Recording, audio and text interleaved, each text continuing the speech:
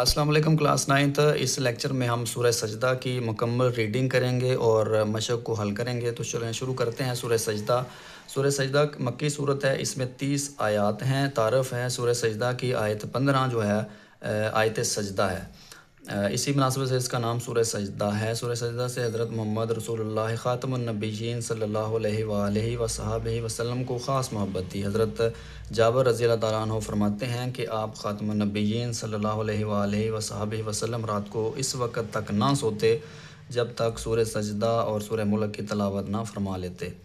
حضرت محمد رسول اللہ خاتم النبیین صلی اللہ علیہ وآلہ وصحبہ وسلم جمعہ کے دن نماز فجر کی پہلی رکعت میں اکثر سورہ سجدہ تلاوت فرمایا کرتے تھے۔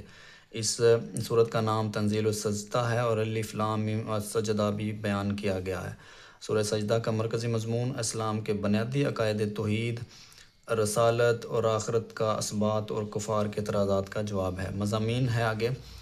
سورہ سجدہ میں قرآن مجید پر ایمان لانے کی دعوت دی گئی ہے، توحید اور آخرت کے دلائل بیان کیے گئے ہیں، منکرین قیامت کے اعتراضات کا جواب دیا گیا ہے۔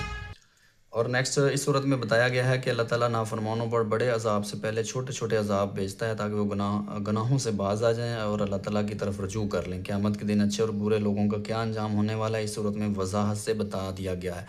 سورہ سجدہ کی ہم نے مکمل اچھے طریقے سے ریڈنگ کر لی ہے، اب ہم اس کی مشق حل کرتے ہیں۔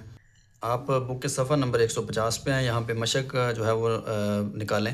کویشچن نمبر 1 ہے، درست جواب کی نشاندہی کیجیے۔ پہلا MCQ ہے، حضرت محمد رسول اللہ خاتم النبیین صلی اللہ علیہ وآلہ وصحبہ وسلم رات کو سوتے ہوئے تلاوت فرماتے سورہ سجدہ کی، دال آپشن درست ہے، یہاں پہ ٹک لگائیں۔ دوسرا MCQ ہے، اللہ تعالیٰ نافرمانوں پر بڑے عذاب سے پہلے بھیجتا ہے چھوٹے عذاب، تو جیم آپشن درست ہے، اس پہ ٹک لگائیں۔ تیسرا MCQ صبر کرنے والوں اور اللہ تعالیٰ کی آیت پر یقین رکھنے والوں کو بنایا جاتا ہے رہنما، دال آپشن درست ہے، یہاں پہ ٹک لگائیں۔ اس کے بعد چوتھا MCQ ہے، سنت نبوی کے مطابق جمعہ کے دن سورہ سجدہ پڑھنی چاہیے فجر کی نماز میں، الف آپشن پہ ٹک لگائیں۔ پانچواں MCQ ہے، اللہ تعالیٰ کی فرما برداری کرنے والے اور نافرمانی کرنے والے نہیں ہو سکتے برابر، بے آپشن درست ہے۔ اس کے بعد کویشچن نمبر 2 ہے، مختصر جواب دیجیے، سورہ سجدہ کا یہ نام کیوں رکھا گیا۔ آپ بک کے صفحہ نمبر 145 پہ آئیں گے۔ تعارف، یہاں سے آپ پہلے سوال کا نشان لگائیں۔ سورہ سجدہ کی آیت 15 آیت سجدہ ہے، اسی مناسبت سے اس کا نام سورہ سجدہ رکھا گیا ہے، یہاں تک آپ پہلے سوال کا جواب لگائیں۔ دوسرا سوال ہے، سورہ سجدہ کی ایک فضیلت تحریر کریں۔